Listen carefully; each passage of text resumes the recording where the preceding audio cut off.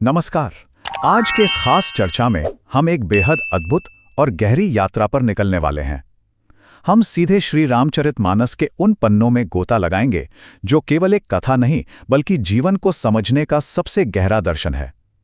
आज हम इसके भीतर छिपे एक ऐसे आध्यात्मिक सच को सामने लाएंगे जो वाकई सोचने पर मजबूर कर देता है। हम समझेंगे कि कैसे साक्षात परब्रह्म यानी पूरी सृष्टि के रचयिता एक आम इंसान का रूप लेकर हमारे बीच आते हैं और हमें जीवन की सबसे बड़ी सीख दे जाते हैं। तो चलिए सीधे इस सबसे बड़े विरोधाभास पर आते हैं। जरा सोचिए, जब इस पूरी सृष्टि के स्वामी अनंत पर ब्रह्म धरती पर अवतरित होते हैं तो वे आम इंसान की तरह दुख, विरह और वेदना से घिरे हुए क्यों दिखाई देते हैं? जब वे अपनी पत्नी माता सीता के वियोग में सचमुच रोते और विलाप करते हैं तो उस मानवीय रूप के पीछे छिपी उनकी असीम दिव्यता को कोई कैसे पहचाने?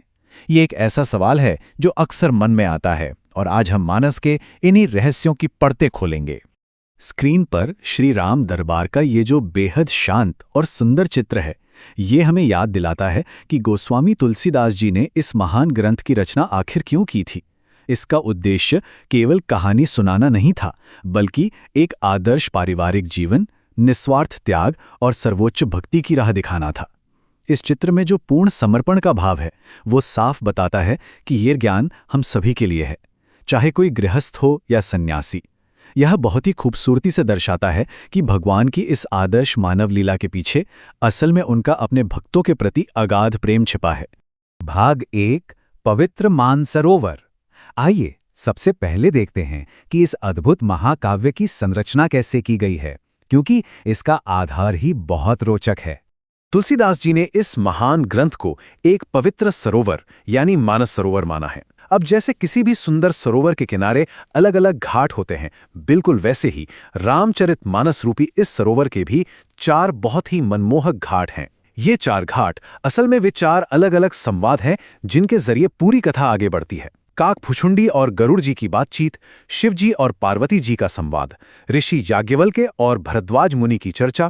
और याद रहे, जब वनवास के समय प्रयाग में भरद्वाज मुनि से प्रभु की भेंट हुई थी तो मुनि ने उन्हें साक्षात परब्रह्म जानकर ही उनका भव्य स्वागत किया था। और अंत में चौथा घाट है स्वयं तुलसीदास जी और संत समाज का संवाद। ये चारों घाट हमें अलग अलग नजरों से भक्ति के इस सरोवर में डुबकी लगाने का मौका देते हैं। भाग 2, नरलीला का भ्रम। अब चलते हैं भगवान शिव और देवी सती के उस बेहद अहम संवाद की तरफ जहां से इस नरलीला का भ्रम शुरू होता है। यहाँ हमें 2 बिल्कुल अलग नजरिए देखने को मिलते हैं। जब देवी सती वन में श्री राम को माता सीता के वियोग में भटकते और दुखी होते देखती हैं तो वे पूरी तरह से भ्रम में पड़ जाती हैं। उन्हें लगता है कि ये तो बस एक साधारण राजकुमार है जो अपनी पत्नी के लिए रो रहा है। लेकिन दूसरी तरफ भगवान शिव को कोई भ्रम नहीं है। वे उसी रोते हुए राजकुमार के भीतर उस अनंत परमेश्वर को देख रहे हैं जो महज अपने भक्तों के लिए ये पूरी माया रच रहे हैं। शिव जी राम की इस माया की ताकत को बखूबी जानते हैं, इसीलिए वे सती का संदेह दूर करने की कोशिश करते हैं। सती जी के मन का जो संदेह था वो मूल पाठ में बिल्कुल ऐसे ही लिखा गया है। उनके मन में आया कि अगर ये राजा दशरथ के पुत्र हैं तो साक्षात ब्रह्म कैसे हो सकते हैं, और अगर ये सच में ब्रह्म है तो एक आम आदमी की तरह स्त्री के वियोग में इनकी बुद्धि इतनी बावली क्यों हो गई है। देखा जाए तो ये सवाल बहुत ही स्वाभाविक है और ये इस बात का सबसे बड़ा सबूत है कि भगवान श्री राम ने अपने मानव रूप को इतनी अचूक और बेहतरीन तरह से निभाया था कि स्वयं देवता भी उनकी इस माया के जाल में उलझ कर रह गए। सती के इसी भ्रम को तोड़ने के लिए भगवान शिव उन्हें समझाते हैं। वो कहते हैं कि राम वो हैं जिन्हें वेद नेति नेति कहते हैं, जिसका सीधा सा मतलब है ये भी नहीं और वो भी नहीं। वे किसी परिभाषा में बंधे नहीं हैं, वे असीमित हैं। तो समझने वाली सबसे अहम बात यहाँ ये है कि जो स्वयं पूरे ब्रह्मांड का स्वामी है, वो केवल अपने भक्तों के सच्चे प्रेम के कारण अपनी मर्जी से एक इंसान की सीमाएं और ये नरलीला धारण करता है। ये उनकी कोई कमजोरी नहीं है, बल्कि उनका अपने भक्तों के प्रति बेशर्त प्यार है। अब यहाँ एक बहुत ही गहरा विचार सामने आता है। जरा सोचिए, जब सती जैसी सर्वोच्च देवी इस सजीव नरलीला को देखकर भ्रम में पड़ सकती हैं, तो एक सच्चा भक्त इस मायावी ईश्वरीय लीला के पार कैसे देख पाता है? इसका बड़ा ही सुंदर जवाब हमें रामायण के सबसे महान और निस्वार्थ चरित्रों में से एक के जीवन से मिलता है। भाग 3, सर्वोच्च भक्ति। आइए मुड़ते हैं भगवान राम के सबसे प्रिय अनुज भरत जी के चरित्र की ओर, जिनकी भक्ति हर भ्रम को चीरते हुए सीधे सत्य से जा मिलती है। भरत जी का नजरिया दुनिया के बाकी सभी लोगों से बिल्कुल अलग है।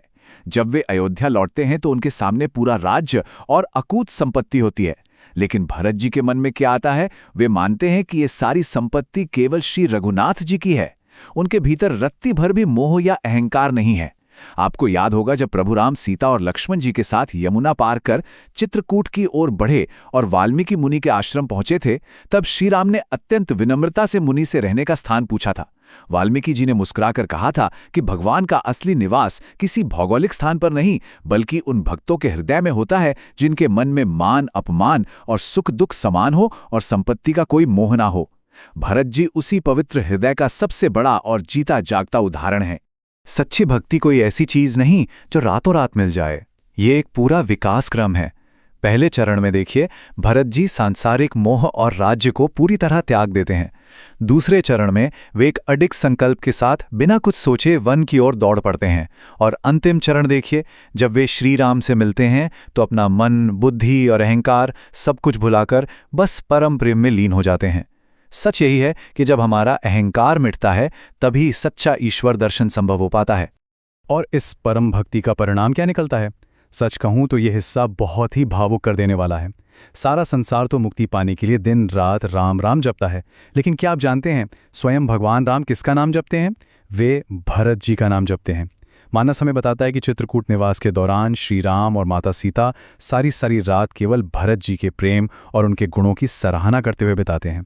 भगवान स्वयं अपने भक्त के प्रेम के अधीन हो जाते हैं। है ना कमाल की बात? भाग 4, ईश्वरीय कृपा और अंतिम बोध। इस पूरी चर्चा को समेटते हुए आइए काकभुशुंडी जी और पक्षीराज गरुड़ के संवाद से इस अंतिम सत्य को समझते हैं। काकभुशुंडी जी गरुड़ जी को बहुत स्पष्ट शब्दों में बताते हैं कि बिना प्रभु की भक्ति के जीवन के क्लेश कभी दूर नहीं होते। ज्ञान के इन चरणों को देखिए। शुरुआत हमेशा अडिग भक्ति और नाम जाप से होती है। इसके बाद आता है दुनिया के झूठे मोह से आज़ादी, और जब यह समर्पण पूरी तरह सच्चा होता है तब मिलती है प्रभु राम की कृपा। इसी अहेतु की कृपा से ही हमें सच्चा ज्ञान मिलता है और भगवान की वास्तविक महिमा समझ में आती है। बिना उनकी कृपा के कोई भी उनकी इस अनंत महिमा को जान ही नहीं सकता। और अब जब हम आज के इस सफर के अंत में पहुंच गए हैं तो ये सवाल हम सभी के सामने एक आईने की तरह खड़ा है। भगवान श्री राम की वो लीला, सती जी का वो शुरुआती भ्रम, भरत जी का अहंकार रहित समर्पण और अंत में काकभुशुंडी जी का ज्ञान, ये सब हमें इसी एक विचार पर लाके छोड़ देता है। क्या हमने अपनी सांसारिक माया और भ्रमों को इतना पार कर लिया है कि हमारे भीतर भी ऐसी सच्ची भक्ति जन्म ले सके? आइए इसी गहरे और अमूल्य विचार के साथ आज की इस चर्चा को यहीं विराम देते हैं। हमारे साथ इस अद्भुत ज्ञान सरोवर में डुबकी लगाने के लिए बहुत बहुत धन्यवाद। बस ऐसे ही चिंतन करते रहिए और सीखते रहिए।